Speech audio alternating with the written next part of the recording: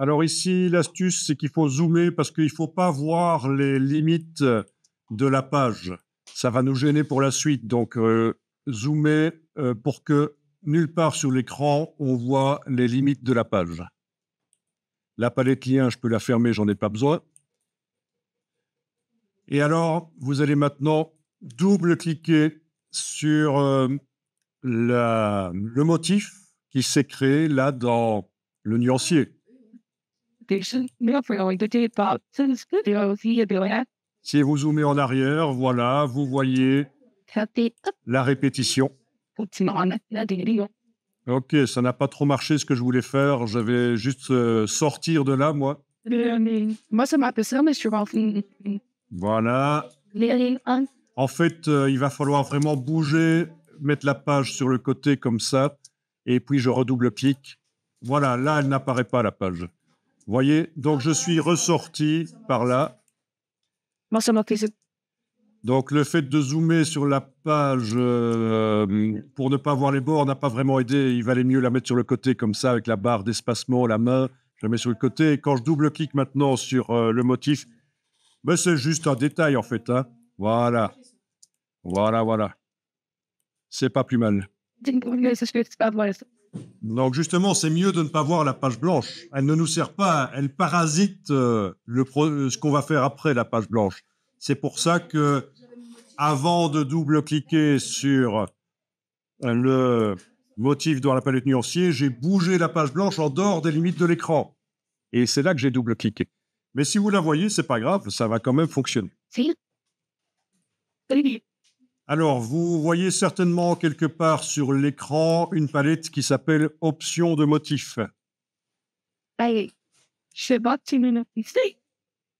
Alors ici, vous avez le type de mosaïque. Donc, vous pouvez tester. Je vous laisse tester les briques par rangée, les briques par colonne, les hexagones, etc. Et on laisse jeter les pommes. Pardon? On laisse jeter les pommes. Celui que vous préférez? Mais vous pensez que vous avez le choix ici? Mais oui, évidemment. Alors, Voilà. Donc ça, c'est une première chose. Le type de mosaïque. Vous avez, pour le type de mosaïque choisi, des variantes. Voilà. Le décalage de briques, dans le cas des briques, là, voilà.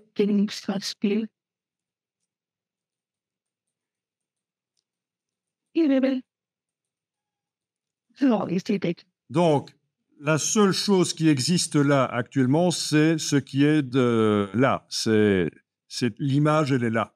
Le reste, ce sont des répétitions qui n'existent pas réellement. C'est juste là pour vous montrer ce qu'il y a autour, à quoi ça ressemble le motif quand on le répète.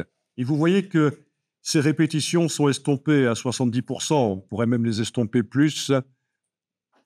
Comme ça, on voit bien la différence entre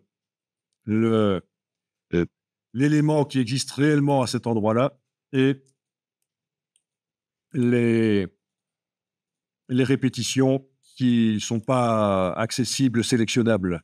Bien, sinon, on peut aussi mettre 100%. Ça marche aussi.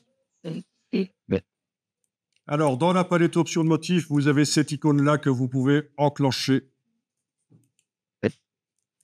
À ce moment-là, vous voyez des poignées. Et ça va vous permettre, par rapport à l'image, l'image, c'est le cadre horizontal, là, par rapport à l'image, vous allez pouvoir décider de l'espacement des répétitions, en fait. Tout simplement.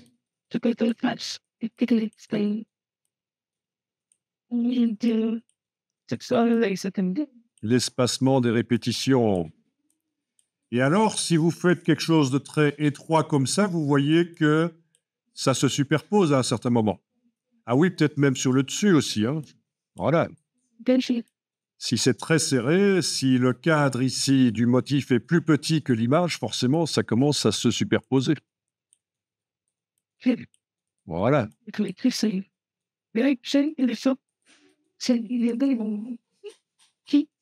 Alors, c'est peut-être pas l'idéal ici, mais c'est pour comprendre comment ça fonctionne. Ah oui, directement. Quand vous avez des superpositions, c'est ici que ça va être intéressant de jouer. Vous allez pouvoir gérer les chevauchements. Voilà, voilà. Je vous explique pas, c'est visuel, ça marche, vous comprenez. Amusant.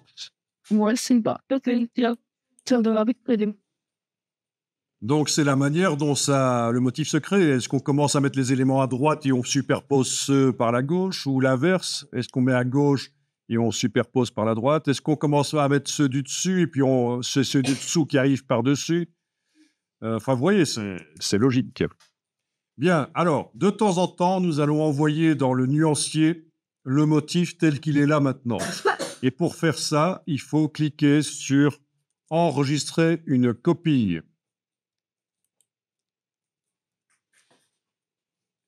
Voilà, il n'y a même pas besoin de commencer à donner un nom spécial, c'est bon.